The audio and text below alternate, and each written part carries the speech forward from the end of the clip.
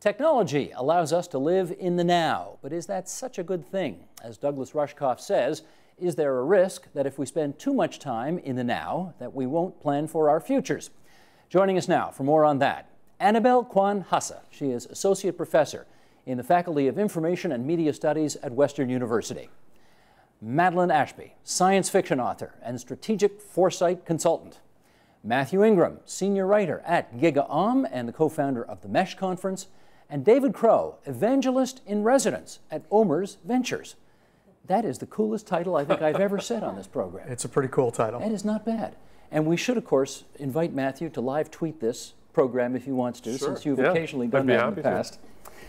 Let's go around the table on this and just find out what you think about Douglas Rushkoff's theory. You want to get us started here, Madeline? Yeah, sure. Thank you. I think that Rushkoff is describing a situation that is actually best described in a Portlandia sketch of an individual who gets stuck in a loop of checking all of their various profiles and checking in on them rather than checking in on the outside world. And I think that people do get stuck in that loop of like, I just have to check this one more thing, I have to do this one more thing, I have to do this one more thing. On the other hand, I don't think that that's necessarily anything new. I seem to recall my father doing that with the VCR, with a Betamax VCR. And so I think that the nature of technology is such, and the nature of human beings is such, that we will tune into the shiny, moving image because that's interesting to us. And so I don't necessarily think that there's anything new about this. What I do think has been lost has been the space for reflection and the space for contemplation in everyday society. As we grow more secular, we lose that natural space in the week or the day that would have once been occupied by prayer or service or meditation. See, you brought up the word secular, and now everybody knows why we invited this guy. Yes, okay, exactly. Do you want to follow up on that? Rushkoff's theory is very interesting, and I think it speaks more about human behavior and less about the technology. And the technology is just a tool. It lives outside of our behavior. It's how we as individuals embrace it and adopt it. And it's the patterns. You see the patterns in the games that we play. Often at a dinner party, everyone throws their phone into the middle of the table, and the first one to look picks up the tab. And so his thesis is actually, it's very broad observations on micro interactions that are happening today. And it's a prediction for, if we don't get them under control, what we're going to see 3, 5, 10, 15, 20 years down the road as they become cultural. It may have been, Matthew, that 25 years ago, we wouldn't leave the office until, as Madeline said, oh, just let me check my voicemail before we go. We were always sort of checking in with something, but it's to the nth degree nowadays, isn't it? It definitely, it's definitely speeded up. I mean, even just in my lifetime, cell phones showed up and everybody had to be checking their cell phone, and then now you've got Twitter and you've got the internet, and there is more. There's just more and more, and it's faster and faster. And so I think maybe the same things we were dealing with when the cell phone first came out or when TV first came out, now we have more of that to deal with, and we have to do it faster. And so there's more pressure on us to do what David suggested, to just use your self-discipline or your willpower to kind of put it aside and decide, I'm going to have this moment to not do those things. It's just harder now because there is so much. I mean, I'm feeling some nervous tension right now because I want to check my phone and see if someone has posted something interesting. Help yourself. Help yourself. Here, it's okay. It's okay. Annabelle, do we suffer from too much present shock? I think I do. I mean, I really did identify with the book. I thought it was brilliant. I think it's asking all those really hard questions that I usually pose to my students. We deal with this content every day, but I think we don't often, Madeline, as you said, reflect really on what it means. And I think that the book did a really good job with that, just sort of saying, well, what is happening right now? What is, our society going through? And how can we make sense, of, this turbulent time, of that overwhelming amount of information we all need to deal with? And for me, it's also the self, really. Like, how do I put myself out there on the internet? How do others see me? What are the kinds of reaches that my persona has? And what does it mean to be so divided among so many tools, devices, and platforms. But David, I'm guessing if any of us here doesn't suffer from this, it's you. Is that right? Well, I divide my time, but I think when the division, that there's different parts of self. And the part of me that shows up on Twitter both shows up as my regular Twitter handle, plus either fake Twitter handles where I'm playing a comedic role of others, or alter egos. Zombie Crow. Wait, you're Zombie Crow? Yes, I'm David Crow. I'm at David Crow. I'm also at Zombie Crow. Any others? I'm fake Mark Ralph. Those are top secret. Yeah. And I'm a few others. Fake Mark Ralph. Mark is a former boss of mine. Oh, I see. And why? Okay, usually one Twitter handle is enough for most of us. Why do you need more than one? Part of it is about freedom of expression, to be able to express who you want to be at a particular moment. The things that, and to Rushkoff's thesis, time is one of those things that's changing, and the realization that, just like I don't want the photos of college parties from the early 90s to show up on Facebook, and I have the freedom of the flexibility, is I also don't want the tweets that come out as part of the Zombie Crow persona to be associated with at David Crow. You just kind of gave up the ghost, though, yeah, didn't you? I'm okay. I don't think that it was a very thin veneer. But doesn't that increase? I mean, now you have 3 accounts to update or to check or to. I mean, I can barely handle one. At least for me, it's not a moment of having to update either of them. When the moment calls and the situation is right, it's part of that expression. Do you ever get it wrong and post the wrong thing to them? No, that's funny. Because I can see myself doing that. You chose that performance, though, right? You chose to take on those persona. You perform them. I think I may have the advantage that, in thinking about things like Rushkoff's book, I don't want those videos and pictures, and I had the freedom and the flexibility to do stupid things in my teens and my 20s. Without worrying about that. Without worrying that they would be permanent. Right. And the permanency, he talks about things becoming very fast, but there's an equal permanent change in time shift, which is the stuff that happens in 2013, potentially as long as Facebook doesn't go bankrupt, will be around forever. And that frightens me in the education that I need to provide my girls and my students, and this opportunity to be able to show people that they're having to think about what they do and across the spectrum of time. I think there's at least a chance that maybe our attitudes will change or society's attitudes will change to the point where those types of things, we all know they occur. We all know that, Barack Obama smoked pot in university or whatever. So it shouldn't be that much of a surprise when those sort of human things come out. But there's not a video of, or a certain lack of video proof. But we all believe when Bill Clinton said, "I didn't inhale." Right. No, and I think also the problem here is that the context collision. I mean, sometimes it's fine to be one person in one social context, but then, once that gets transferred into different kinds of contexts, I think this is really when we see sometimes the problems emerging. And that's something that happens on a web so easily. I mean, as you're saying, managing those different identities can be really complicated. But I actually think it would be better if we didn't see maybe politicians or public figures as sort of in this one specific way where we just see one aspect of their character. If we could admit that they're human beings and they do normal human things, okay, if it's like totally out there, then maybe, that's not something you want to see your teacher or your politician doing. But I think if it's normal sort of human behavior, why do we have to expect them to just be this one kind of slice of a person? Madeline, go ahead. I think that depends on whether or not you believe that your past is going to haunt you like this gothic secret, or whether or not you believe that we are facing the potential end of shame as a social phenomenon in the same way that we've known it in the past. And I think that how that's going to turn out for, say, my generation and younger has to do with what you believe about human beings in the first place. i.e. everyone is inherently bad, or everyone is inherently good. Just looking at my daughters, teenagers and 20s, even their friends, there's a whole gradation or a whole spectrum. Some are happy to share everything and don't really care if people see these things. Maybe they will later.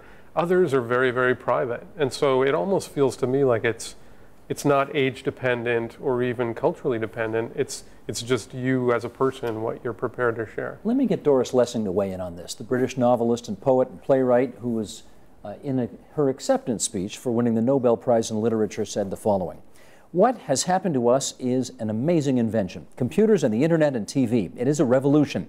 This is not the first revolution the human race has dealt with. The printing revolution, which did not take place in a matter of a few decades but took much longer, transformed our minds and ways of thinking.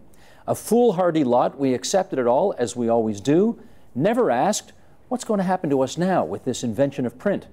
In the same way, we never thought to ask, how will our lives, our way of thinking, be changed by the internet, which has seduced a whole generation with its inanities, so that even quite reasonable people will confess that once they're hooked, it's hard to cut free, and they may find a whole day has passed in blogging, etc." The internet, I mean, she's right, isn't she? I must say that in some of the work that we've done at the University of Western Ontario, we have found that. I mean, we've asked students, we've interviewed them, we did in-depth studies of their behavior, and again and again, we find that there are two types of people. There are those that are proactive, who try and manage their time and follow certain guidelines. They go to the library, close their computer, close their cell phones, and then we have those who are more like preemptive, who on the one hand don't realize how much time they're spending online, and then by the time that the day goes by, they haven't really done their work. So I think it is becoming a problem for a certain proportion of the population. If you get us up to, say, 10,000 meters in the sky and look down at everybody chasing this same present shock, what do you see? I think that you see people who don't know how to prioritize the things that they truly want. I think that they don't necessarily know how to prioritize their goals or how to choose the action among the available actions that will best serve them and best serve their sense of well-being. I think that people mistake, and I can tell you this as a person who just finished a novel very quickly, people mistake procrastination with relaxation. Those two are not the same. Constantly refreshing Gawker is not the same as finding inner peace. It may feel like... I think Dick Denton would disagree with you. It may feel like you are chasing, or you are about to stumble upon a sense of relaxation or contentment. And because it is that sense of intermittent reward, right? But the intermittent reward is not the same as knowing that you just accomplished the thing that you set out to do. Zombie Crow? Well, it's a local minima. You get that satisfaction of the dopamine drip, but you don't achieve the broader goal. But this, we come back to, and it's funny because I'm a technologist at heart, and but it's not the behavior of the technology that drives that. It's the behavior of the people. Yeah. And I think society has always, human beings have always done that. That sort of contrast between being in the moment and sort of reflecting has probably existed ever since human beings existed. It was just in the moment was, the spear and the muskox or whatever, and then reflection was when you had time to not worry about being killed by a saber-toothed tiger or something. But so you have to continually manage those parts of you, and I'm sure Doris, felt the same thing when books were invented. But where does that expectation come from, that as soon as that email is in, if I don't hear back from you in 30 seconds, you're the bad person? I think that's one of the things that's hard, because it's not just us, and it's not just what we want to do, it's what our bosses want from us, it's what our coworkers want from us, and it's what our family and friends want from us, and those things can change. So I think particularly for people who are, maybe just entering the workforce or they're in relatively low-level jobs, there is that expectation that you're always available, that you're always going to respond because you have that technology. Before there was a BlackBerry, you could say, well, I wasn't near a phone, or, and so it gave you an excuse almost to be away and not be available. Annabelle, should we be trying to change that web etiquette which suggests 30 seconds after that email goes out, if I don't hear back from you, we got a problem? We now have much larger networks. Facebook really allows us to, increase what we call the weak ties or strong ties. We can be much more in contact with them. So I think that, narrowing down that 30 seconds is going to be harder and harder, because people are dependent on us. People, the social norms in our societies have changed. So what would have been acceptable 15 or 20 years ago, which is, wait for Monday to respond to a letter, is really not acceptable today. So I think that we have that sort of deep, interdependency between people, work tasks, and we see that, I think, now on a global scale. But do you think we need to change the culture of expectation out there that if I send you an email, you may have to wait 2 or 3 or 5 or 8 hours to get a response? I think the problem is that the culture is closely interlinked with our social norms and our technologies. The three of them are so closely interwoven that it's going to be very hard to change a culture of expectations, knowing that the technology allows for that kind of communication. But I think the one thing that could change, and that I think is changing, is the technology itself. So if the technology can build in more opportunities for customization and to actually realize, that not all networks and not all relationships are the same. There are things you can do to sort of send subtle signals that you're not going to be available during those times. Well, I was sitting with a friend not long after I took the job at GigHome, and someone emailed with a question, and I think it was 10:30, 11 at night, and he said, "What are you doing?" And I said, "I'm just responding to this email." And he said, "You're sending a message that you will respond to email at 10:30 or 11 at night." And I thought, yeah, but it's just going to take a minute. It's not a big deal. I can answer this question really quickly and get it out of the way, which is very seductive. But at the same time, the subtext of my message was, if you email me at 11 o'clock at night, I'm going to respond. David.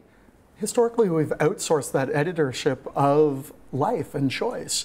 It was easier at the end of the 80s and the early 90s. On Thursday night, it was must-see TV every night at 8 o'clock. And now it's always on, always connected.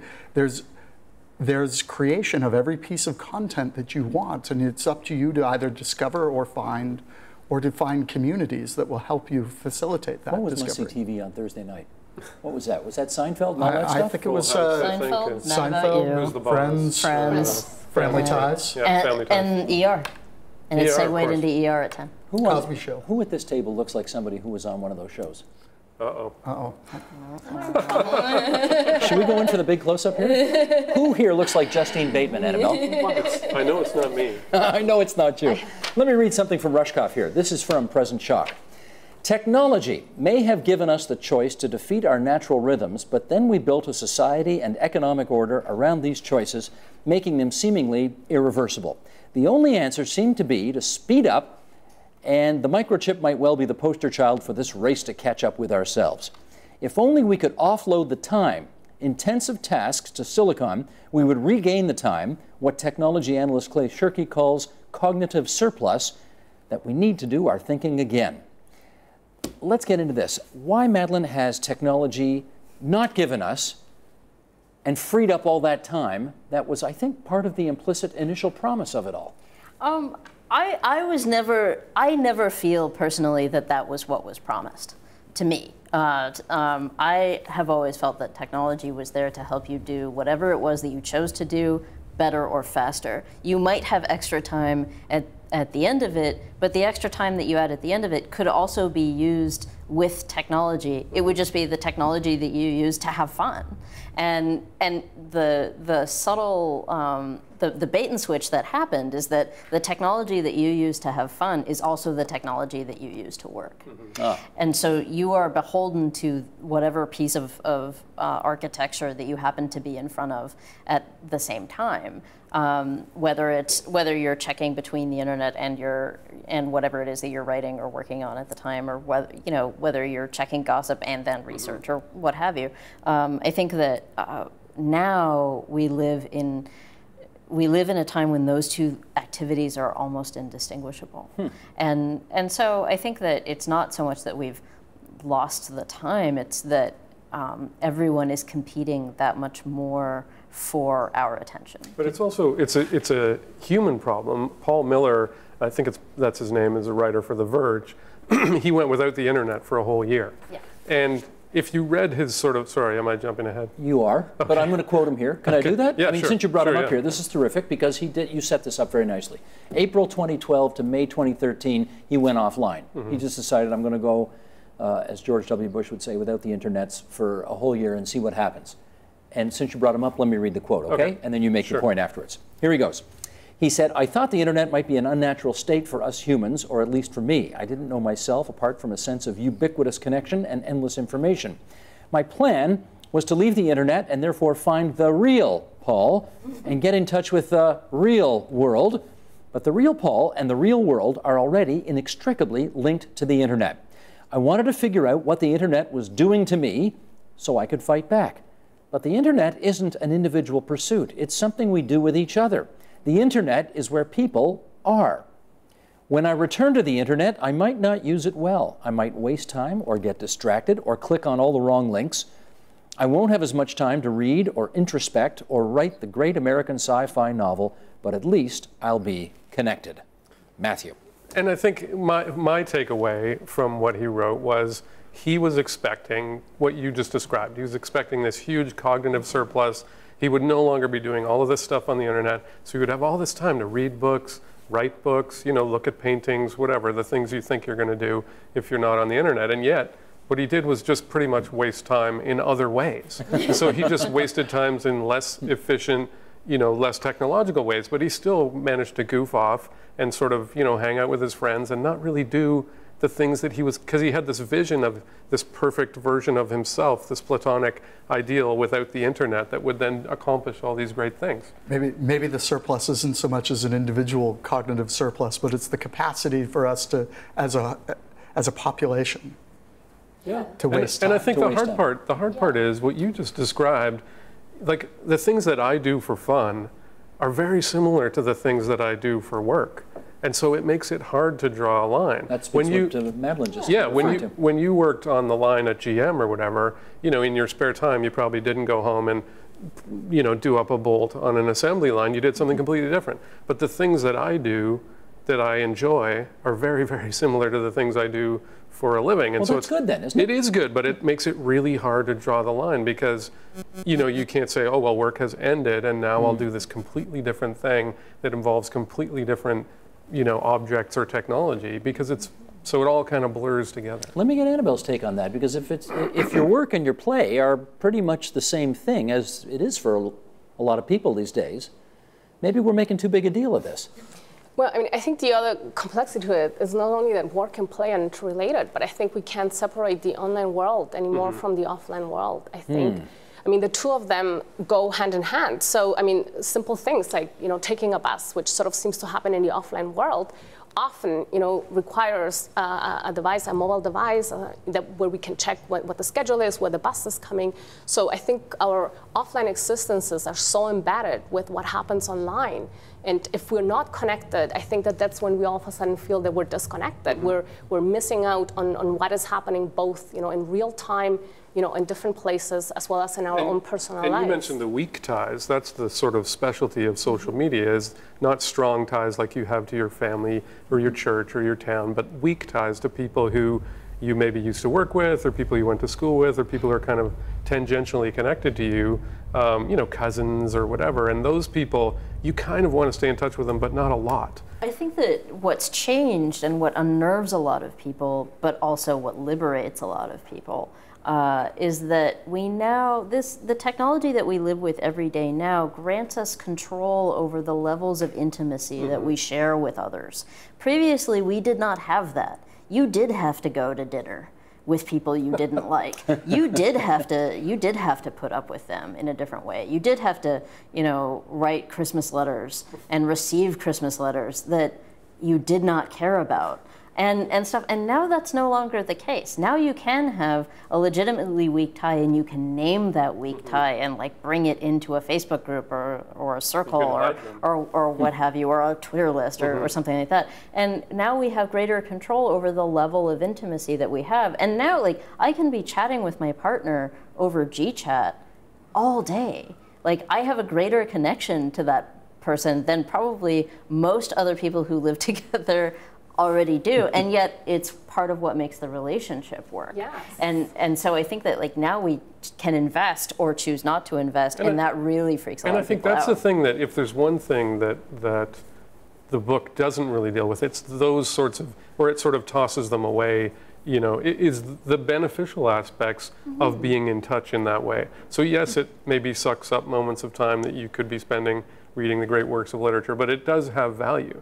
It's hard to quantify, but it clearly has value. And if I may add to that also, I mean, going back to the barrier between play and work, I think what makes it so difficult is that a lot of our work connections, which can be really important, are also play connections. Yeah, they're social. Exactly. They're so I social think that sometimes being on Twitter, for example, and connecting with the community, at least for me, has been extremely valuable. Oh, yeah. Because, updating, posting what I'm doing or where I'm going sometimes leads to new connections, which can be really important for my work. And in fact, sometimes those things can be even more important, especially if you're working remotely. So lots of the people I work with are in a completely different country. We have a thread on our sort of internal social network called Water Cooler. And in fact, it spreads into other threads. People will just post photos of their dog or something funny that happened to them. That stuff is really, really important because you don't run into those people in the hallway and you don't sort of bump into them at lunch. And so that kind of stuff is really important. David, what's your device of choice? I carry both an Android and an iOS device. And are you the boss of it, or is it the boss of you? I think I'm the boss of it. You think, but you're not sure? Of them. Of them, yeah. They're enabling tools. So, in planning for the show, it was interesting because I had traveled to Halifax, and I didn't get to read the prepared documentation of the schedule until this morning when I got back into the office at sometime between 8:30 and 9. So it was something new, and it was a choice that I as an individual made about how that impacts me. But I also had my devices with me the whole time. I was able to FaceTime my kids. You were able to what? FaceTime. You're obviously a BlackBerry user. It's like Skype or Oh, I see. Okay. Google Hangouts, Okay. video chat. Because if I weren't on BlackBerry, I'd know what FaceTime is. Probably. Is that what you're saying? You probably would. Got it. Okay. Listen, we got a little over a minute to go here. Do we need to forcibly make time to disconnect from this world? What do you say? I think we need to think about it carefully. I think that the technology tends to blur the lines between play, work, personal life, work life. And being aware of where those boundaries are can be quite important. Especially if you want to make time for those things that are important and not look back in 20 years and perhaps regret and wonder where did all the time go. I think we need to be able to set some of the boundaries as to, when does the technology dictate what we do and when do we dictate when we want the technologies to work for us. But Madeline, in the same way as nobody on their deathbed says, geez, I wish I spent more time at the office. Right. Nobody on their deathbed is going to say, geez, I wish I spent more time on my BlackBerry. That's true. Right? That's true. I think you'd have to be like an Oscar Wilde level raconteur before you really felt that was a worthwhile investment. I think that if someone in your life asks you to take that time off and spend it with them, you should honor that. You should do that. You should honor that. They are not trying to mess up your game. They are not trying to get in your way. They are trying to be social with you. And I think that we need to define all of the levels of social and decide which ones are most important at what times, and really be sensitive to context, be context aware. And well, one of the nice things about this conversation was none of it took place via satellites or handheld devices. We all just spoke to each other face to face, which is a beautiful thing. Annabelle Kwan Hasse, thank you so much for coming in, taking the train from Western University or UWO, whatever you're calling it these days. Thank you so much for being here for the first time. David Crow, same to you, the evangelist in residence at Omer's Ventures. Madeline Ashby, science fiction writer, strategic foresight consultant, and Matthew Ingram, senior writer at GigaOM and co-founder of the MESH Conference. Thanks, everybody. Thank you. Thank you. Support Ontario's public television. Donate at tvo.org.